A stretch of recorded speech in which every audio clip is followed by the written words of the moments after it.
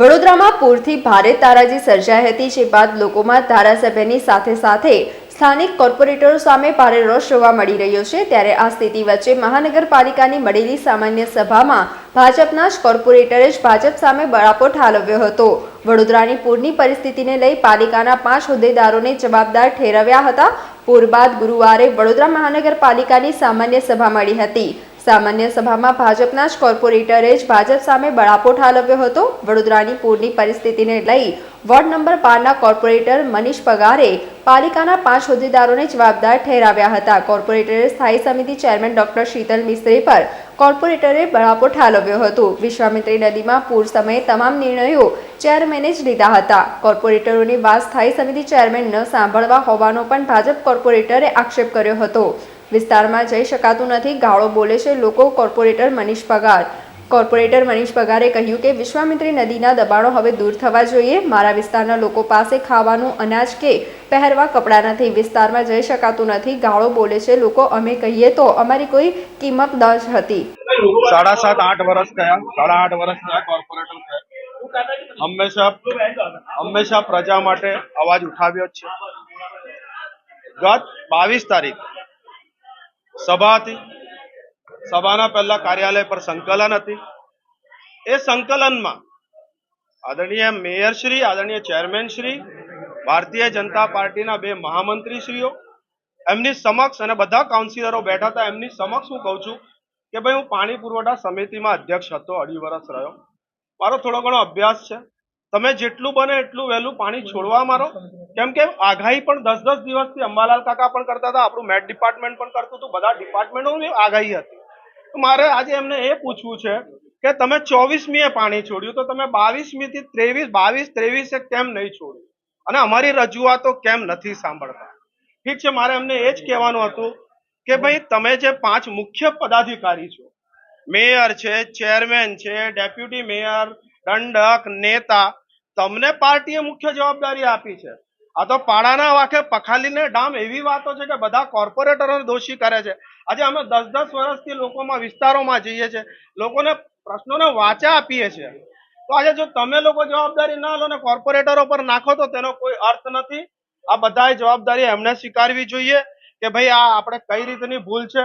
આજે તમે જાણો છો કે મારો વિસ્તાર, મારો પૂરેપૂરો વિસ્તાર આજે પરશુરામ ભટ્ટાથી સૂર્યા પેલેસ હોટેલથી ચાલુ કરું તો બિલ ગામ સુધીનો મારો પૂરો વિસ્તાર 95% વિસ્તાર મારો નદી કાંઠાનો વિસ્તાર છે। દબાણોની રજૂઆતો કરી, આ પહેલા ગયા ટર્મમાં પણ આ દબાણોની રજૂઆતો કરી હતી કે ભાઈ 4-4, 5-5 ટાવરો નદીમાં ઊભા હોય, હોટલો નદીમાં ઊભી થઈ જતી હોય। અત્યારે આરસી પટેલ એસ્ટેટમાં બિલ્ડરો થઈ દિવાલો બાંધી દેતા હોય, બિલ્ડરો 6-6, 7-7 ફૂટ દબાણ ભરાણ કરે, તો તમે હાઈ ફ્લડ લેવલનો શું અભ્યાસ કર્યો? તમે રજા ચિઠ્ઠી આપતી વખતે સામેની 100 સોસાયટીનો કેમ વિચાર નહીં કર્યો? મિત્રો, આજે મારી પરિસ્થિતિ એવી છે કે મારાથી વોર્ડમાં નથી જવાતું, ત્યાંની બહેનોની હાલત નથી જોવાતી, બહેનો પાસે કપડાં નથી, લોકો પાસે ખાવાનું નથી। અમે જો આવા સમયે લોકોને કશું ના પહોંચાડી શકીએ, જો અમને કશું ના મળે, મારો ધારાસભ્ય એવું કહેતો હોય કે મને વોટ નથી મળતી, તો તમે વિચારી શકો છો કે કોર્પોરેટરને શું મળવાનું હતું। અને આજે સૌથી વધારે ગાળો અમારે ખાવાની, લોકો મા બહેનની ગાળો અમને દે, અમારો શું વાંક?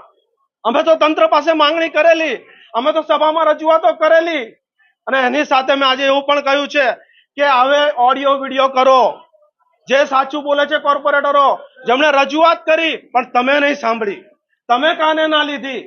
અમે તો રજૂઆત કરી હતી, ગઈ સભામાં પણ તમારી પાસે મારી બાઇટ હશે, ત્યારે પણ મેં કીધું હતું કે શું વરસાદ તમને પૂછશે કે આજે 15 ઇંચ પડું, આજે 12 ઇંચ પડું, અને આજે માર ખાવાનો અમારે, લોકોમાં જવાની તકલીફો સહેવાની આજે અમારે? અરે સાહેબ, મારી આખી બધી વસાહતો પાણીમાં હતી, અમે એક પાણીની બોટલ એમના સુધી ના પહોંચાડી શક્યા, આજે એનો દુઃખ છે, અને આ પાપમાં અમને પણ ભાગીદાર બનાવો છો। સાચી જ વાત છે ને, જવાબદારી પાર્ટીએ કોને આપી? મને આજે કહો। મેયર, ચેરમેન, ડેપ્યુટી મેયર, તમે લોકો કમિશનર જોડે બેસો છો, તમે નિર્ણય લો છો, તમે સ્ટેન્ડિંગના સભ્યો, તમે બધા, શહેરની જવાબદારી જો પાર્ટીએ તમને મુખ્ય લોકોને આપી હોય, અને આજે તમે અમને જ્યારે તકલીફ પડે ત્યારે ખાલી સંકલનોમાં બોલાવવાના, એનો કોઈ અર્થ ખરો? અને સંકલનોમાં બોલાવો છો તો અમારી વાતો સાંભળો ને ભાઈ, અમારી વાતો ધ્યાને લો। ઠીક છે, અમારામાં એ આવડત નહીં હોય કે અમે સંકલનમાં કે પેલા બીજા બધા પદાધિકારીમાં નથી આવતા, નહીં હોય આવડત અમારામાં, પણ તમને પદ મળ્યા છે તો એક સિનિયર કાઉન્સિલર, બીજી ટર્મનો કાઉન્સિલર કોઈ વિષય કહેતો હોય પ્રેમથી તો તમે સાંભળીને એનું ઇમ્પ્લિમેન્ટેશન તો કરો. એ મારો વિષય નથી. મારો વિષય તો એવું છે કે પાર્ટીએ જેમને જવાબદારી આપેલી એ લોકો જવાબદારીમાંથી છટકવા ના જોઈએ. કોર્પોરેટરો પર દોષ આપવાની જરૂર નથી, અને કોર્પોરેટર પર દોષ આપવો હોય તો છેલ્લા 8 વર્ષના પુરાવા આપીશ કે કઈ સભામાં કયા વિષયની રજૂઆતો અમે કરી છે. જો દબાણો દૂર કરવામાં નહીં આવે તો આંદોલનો શું જે કરવું પડે બધું જ કરવામાં આવશે. એ મારો વિષય નથી. મારો વિષય એ નથી. મારો વિષય એમની જવાબદારીનો વિષય છે. મારો વિષય એ છે કે તમે કમિશનર સાથે રોજ બેસો છો, તમે ઉપરના નેતા જોડે રોજ તમે સંકલનમાં છો. મારો એ વિષય નથી. મારો વિષય એટલો જ વિષય છે કે જે લોકોને જવાબદારી આપી છે એ લોકોએ એમની જવાબદારી નિભાવવાની જરૂર હતી. આજે લોકો કોર્પોરેટરોને જે ગાળો આપી રહ્યા છે, લોકો કોર્પોરેટરોને કોસી રહ્યા છે, જે કોર્પોરેટરે આજ બધી રજૂઆત પહેલા કરી હોય, આજે મને તમે મિત્રો એવું કહો કે આજે એ કોર્પોરેટરનો શું વાક? જો આજ રજૂઆતો અમે પૂર્વમાં કરી હોય તે છતાં જેમણે પગલા ન લીધા એમનો વાક કે અમારો વાક? અમારો તો સવાલ એટલો જ છે.